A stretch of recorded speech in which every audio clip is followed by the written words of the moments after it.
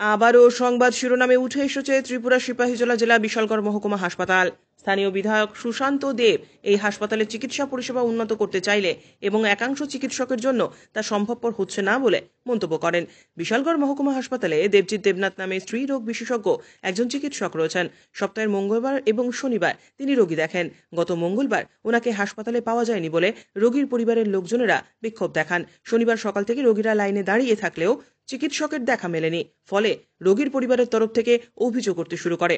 পরে এক রোগীর পরিবার গিয়ে দেখেন হাসপাতালের উল্টো দিকে একটি ওষুধের দোকানে নিজস্ব চেম্বারে ৩০০ টাকা করে ভিজিট দিয়ে তিনি রোগী দেখছেন। আবার ওষুধের দোকানের কর্মচারীরা নাকি রোগীদের বলেও দেন ৩০০ টাকা ভিজিটের পাশাপাশি ওই দোকান থেকেই তাদের ওষুধ কিনতে হবে। যদি হাসপাতালের চিকিৎসা পরিষেবার এই বেহাল অবস্থা হয়, তাহলে সাধারণ দরিদ্র মানুষের চিকিৎসার জন্য তারা কোথায় যাবেন? এ নিয়ে ইতিমধ্যেই রোগীর পরিজনদের মধ্যে বিভিন্ন ধরনের প্রশ্ন উঠতে শুরু করেছে। আজকে ডাক্তার বসার কথা, আমরা সকাল 9:30টার সময় আইসি, আসার পরে এখানে টিকিট কাউন্টারে যাওয়ার পরে আজকে ডাক্তার বইতো না। তারপর আমরা এখন খোঁজখবর নিয়ে দেখলাম ডাক্তার নাকি এখানে হসপিটালের উল্টা সাইডে একটা সাবিত্রী মেডিকেল হল আছে, ওইখানে নাকি তিনি প্রাইভেট দেখায়। তো আমরা ওইখানে গেছি, যাওয়ার পরে প্রাইভেট হল তারা জিজ্ঞেস করছে আপনারা কি ডাক্তার দেখবেন? আমরা বলছি ডাক্তার দেখবো। ডাক্তার দেখবেন বসার কথা আইসে না। তারা কইতেছে এখন যদি ডাক্তার দেখান তাহলে আমরা থেকে ওষুধ কিনতে হইব, তাহলে আপনারা এখানে ডাক্তার দেখাতে পারতেন না। আমরা বললাম যে আমরা তো গরিব মানুষ, আমরা টাকা দেয়, আপনার 200 টাকা 100 টাকা গাড়ি ভাড়া লাগে, একটা রুগী লইয়ে নিই, তারপর আবার আপনার 300 টাকা ভিজিট দিতে হবে, আবার ওষুধ আপনার থেকে কিনবো, আমরা যেখানে মন দিব আমরা ওইখান থেকে কিনবো। অনেকে আছে আবার দোকান থাকে, তারা ওইখান থেকে ওষুধটা কিনবো, তাদের একটা প্ল্যান থাকে। এখন যদি আপনার থেকে ওষুধ কিনতে হবে, তাহলে ডাক্তার দেখে রুগীরা কই যাইবে? এটা সাধারণ মানুষ একটা ফোন দিলে 11টার উপরে বাজে, আর 1.5 ঘন্টা করে ওয়েট করতেছে ডাক্তার আইবো। এখনো কিন্তু ডাক্তার আসে না। ডাক্তারের কি নাম? ডাক্তারের নাম হলো দেবজিৎ ডাক্তার। উনি কি এখন আছে ওই চেম্বারে আছে, প্রাইভেট চেম্বারে আছে? এখন প্রাইভেট চেম্বারে, যতটুকু শুনছি আমি প্রাইভেট চেম্বারে ডাক্তার দেখাইতেছি। এটা কোন হসপিটাল? এটা বিশালগড় হসপিটাল।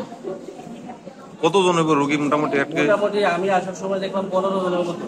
তারপরে এখন তারা অনেকক্ষণ বইয়া ত্যাক্ত হয়েছিল, তারা অনেকে আবার গেছে প্রাইভেট চেম্বারে ডাক্তার দেখানোর জন্য।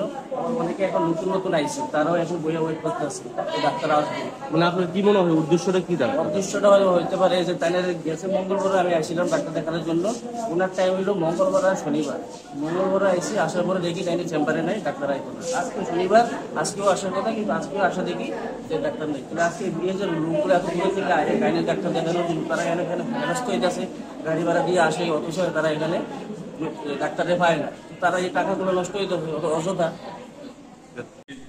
ডাক্তার ঠিকই আছে, শনিবারে আমাদের গাইনি ওপিডি নর্মালি থাকে, কিন্তু গাইনি ডাক্তার উনি কালকে রাত্রে নর্মাল নাইট ডিউটি ছিল, ওনার নাইট শিফটের ডিউটি ছিল। তো নাইট শিফটের ডিউটির পরে পরের দিন ডিউটি অফ থাকে, সেই কারণে আজকে গাইনির আউটডোর তিনি অ্যাটেন্ড করতে পারেনি। স্যার, ওনার স্থলাভিষিক্ত কি কাউকে করা যেত না? আমাদের একদিনই মাত্র গাইনোকোলজিস্ট আছেন, তো এমনিতে আমাদের নর্মাল আউটডোর খোলা আছে, ওইখানে পরিষেবা নিতে পারবেন সবাই।